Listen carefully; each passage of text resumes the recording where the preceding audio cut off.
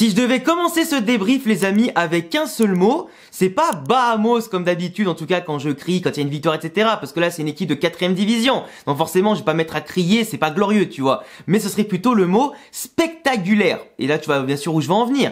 Mais les 60 premières minutes avec le Real Madrid de Arda Güler, c'était phénoménal. Même s'il a pas marqué ou fait de passe décisive, dans son activité, ses prises de balles, sa prise de confiance face au jeu, sa liberté qu'il avait au milieu de terrain, sa patte gauche, sa patte droite, sa capacité de décrochage, de combinaison, d'élimination, de manger les espaces, de en plus se procurer des occasions et d'avoir aussi bien un bon pied droit pour centrer que pour tirer ou un pied gauche comme sur le coup franc qu'il a mis, qui a l'air d'avoir une précision chirurgicale. Et d'ailleurs, je pense très clairement que j'espère aussi dans les 10 prochaines années qu'il aura beaucoup de coups francs à tirer avec le Real Madrid, parce que ça fait long depuis Cristiano et depuis pas mal d'années maintenant que je répète qu'on a plus de tireurs de coups francs et qu'on est mauvais à cet exercice, mais là peut-être qu'on a enfin trouvé le nouveau tireur de coups francs. Et franchement, sa progression, j'ai trop hâte de voir comment ça va donner, quand il sera plus mûr dans certains aspects de son jeu, physiquement, techniquement, tactiquement, etc.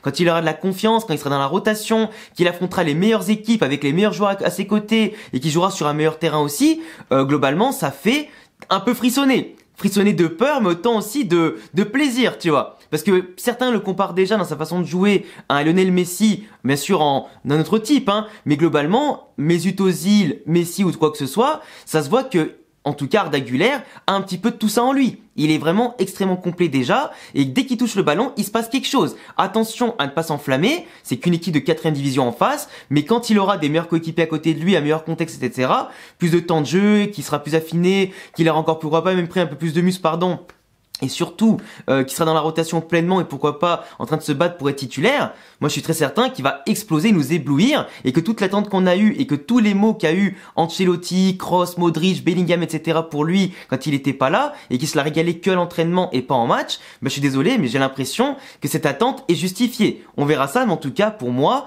il m'a vraiment ébloui aujourd'hui. J'aurais voulu en voir plus, mais c'est comme ça, faut pas être trop gourmand non plus, c'est déjà pas mal. Mais globalement le Real Madrid qui a remporté son match 3-1 contre Arandina, dernière de son groupe de 4ème division espagnole, qui a été en tout cas très héroïque, qui n'a pas voulu que défendre à 10, en tout cas dans leur surface et moitié de terrain, qui a tenté de venir nous chercher à des moments, qui a tenté des balles longues, des déviations, des petites combinaisons, qui ont essayé de tirer un petit peu, mais c'était un peu mou, un peu forcé et un peu raté. Mais en tout cas, ils nous ont mis à mal à des moments. Certains joueurs ont fait danser, par exemple Nacho, Fran Garcia, etc. Notamment sur le dernier but, où Fran Garcia fait une erreur monumentale, même contre une équipe de 4ème division, ça se voit quand même qu'il est pas du tout en confiance ou pas affûté en ce moment à tous les levels, parce qu'il se fait effacer, mais de manière aberrante à la 92e. Nacho est celui qui met le CSC globalement sur le centre, mais on leur offre quand même un petit but qui normalement n'aurait pas lieu d'être. T'affrontes une 4ème division, le minimum c'est garder tes cages inviolées. Marquer 3-4 buts, c'est normal, et y a rien de glorieux, tu vois, à ce niveau-là. Surtout en plus, malgré le terrain qui était un peu dégueulasse et qui t'empêchait à des moments, sur les petits rebonds et les prises de balles, de bien jouer au football,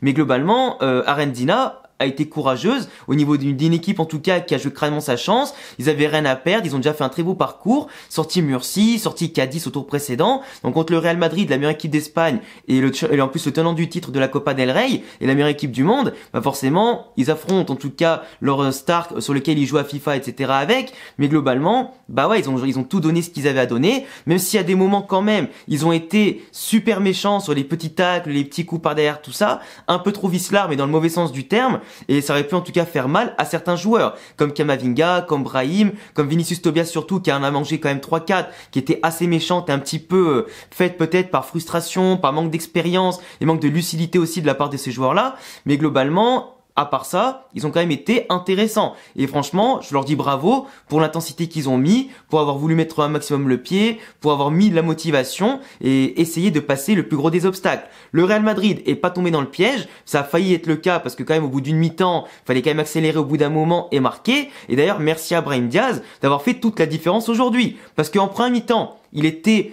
intéressant mais pas tellement, et pourtant c'est normalement à lui dans ces moments-là quand l'effectif du Real fait tourner, qui donne de la confiance aux jeunes, du temps de jeu même à des jeunes du Castilla, tout ça, et beaucoup de temps de jeu aux remplaçants, surtout dans un contexte où t'as pas d'aller-retour, c'est qu'un match unique, il faut pas passer au travers, peu importe qui t'es en face, faut pas le sous-estimer, ça peut aller très vite. Brahim Diaz, tu vois, au début il a pas pris le jeu à son compte, il a laissé à Arda Güler et à d'autres, il est un peu transparent, tout comme Rosselló en première mi-temps, ils ont touché très peu de ballons, mais après la mi-temps, hop, il a pris en tout cas les devants, il a fait ses devoirs. Penalty provoqué qui est certes terrible pour Arandina qui déméritait pas en défense comme en attaque, mais il est juste, il se fait accrocher dans la surface, il y a penalty. Rosselló qui marque enfin un penalty après que tout le monde en ait raté au moins un cette saison entre Rodrigo, Vinicius, lui-même et aussi bien sûr Modric. Mais globalement, voilà, au moins le penalty il est marqué. On s'est mis à l'abri juste après un magnifique rush de Brahim Diaz. La balle elle est contrée 2 fois. Après il met un missile à droite de la cage, c'est parfait. Et après c'est Rodrigo à la fin qui rentre pour seulement 15-20 minutes, mais qui marque quand même son petit but sur un bon travail de Valverde et de Brahim Diaz juste avant. Mais globalement, d'ailleurs Rodrigo, je comprends pas que tu le fasses jouer ici, sachant que t'en as d'autres des joueurs qui ont pas assez de temps de jeu, qui méritent de jouer les 90 minutes. Laisse-les sur le terrain, faisant s'exprimer d'autres peut-être, mais Rodrigo, t'as pas besoin de le faire jouer contre une 3e division. Même si c'est pour le spectacle, pour le public qui a pas l'habitude de voir des joueurs comme ça, Rodrigo, il a pas besoin de jouer quelques minutes pour être en jambes contre l'Atlético Madrid en Supercoupe d'Espagne mercredi prochain. À un moment donné, c'est prendre des risques pour rien, tu vois. Après, c'est bon, il a marqué son petit but, c'est très cool, il a rentabilisé son temps de jeu, mais voilà. Après Brahim, un péno provoqué, un but, une passe D, c'est parfait. Rosselló, son penalty, c'est parfait. Il a raté 2-3 occasions un peu aberrantes, mais bon, on le connaît et c'est pas grave, et dans tous les cas on gagnait quand même, donc voilà, mais il faut quand même les mettre au fond, surtout ici. Sinon, en défense, Kepa, bon il a rien eu à faire. Nacho, à part les fois il s'est fait un peu zigzaguer, c'était solide. Carrillo, il a été énorme, le capitaine du Castilla qui est monté, très bon dans les interventions, dans les passes, les relances, en tout cas il a été très serein et solide, et j'espère que Ancelotti lui fera confiance, pourquoi pas pour d'autres rencontres en Liga, ça pourrait être intéressant, parce que pour moi il a beaucoup de potentiel. À droite, Tobias, les montées, la défense, il a été au top. Dommage qu'il a subi quelques fautes à des moments parce qu'il était vraiment lancé, il faisait des choses intéressantes. Fran Garcia, il a fait la boulette sur le but et en plus, il n'a pas été giga intéressant dans l'activité offensivement et défensivement parlant, mais si sur la plupart du match, il a été un peu solide, mais pas transcendant pour un mec normalement de ce calibre-là. Au milieu de terrain, Camavinga qui a joué un peu plus d'une heure, il a été très très bon. Après, dans ce genre de contexte-là où tu commences à prendre des coups, vaut mieux le sortir parce qu'il revient de blessure et c'est pas le meilleur contexte du monde pour ça. Mais ses prises de balles, elles étaient rassurantes. Il perçait en tout cas les lignes, il portait bien le ballon, il le lâchait bien, il a offert des opportunités intéressantes à Arda Güler, à Brahim, etc. Il ratissait à mort et contrôlait le milieu de terrain. Valverde, quand il est rentré, c'était exactement pareil. De belles passes en plus en profondeur vers l'avant qui ont apporté des solutions hyper intéressantes pour faire ressortir un peu les ballons et proposer en tout cas de manger les espaces comme on aurait dû les perforer depuis longtemps. Ceballos, ça a été pour moi le point noir de la partie au niveau du milieu de terrain, dans le sens où il a pas rayonné du tout. Il avait touché beaucoup de ballons, il a essayé d'organiser, mais il a rien dicté du tout. Arda Güler et Nico Paz ont été plus intéressants que lui, même si Nico Paz a raté beaucoup de contrôles, beaucoup de passes, il a fait beaucoup de choses où il a perdu le ballon, mais il a tenté aussi beaucoup de choses intéressantes dans les déplacements, les dribbles, etc.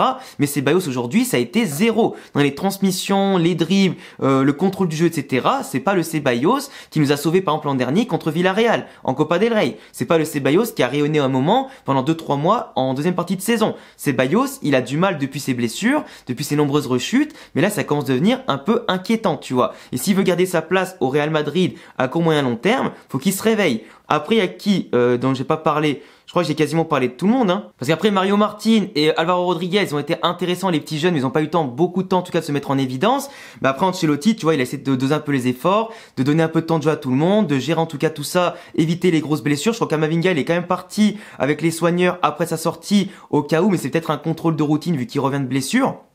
Mais sinon voilà, après le Real Madrid, c'est que dans 3 jours, il y a l'Atlético Madrid qui a aussi gagné 3-1 en Coupe du Roi. Donc globalement maintenant, c'est la Super Coupe d'Espagne. La semaine prochaine, on joue pour un trophée qui pourrait nous mettre bien mentalement dès la fin de semaine prochaine. En plus, si on bat Atlético et le Barça dans la même semaine, ça envoie un bon signal à la concurrence. Et puis voilà, après, ça nous passer les tours de Copa del Rey les uns après les autres, remporter après les matchs de Liga tout le mois de janvier, etc.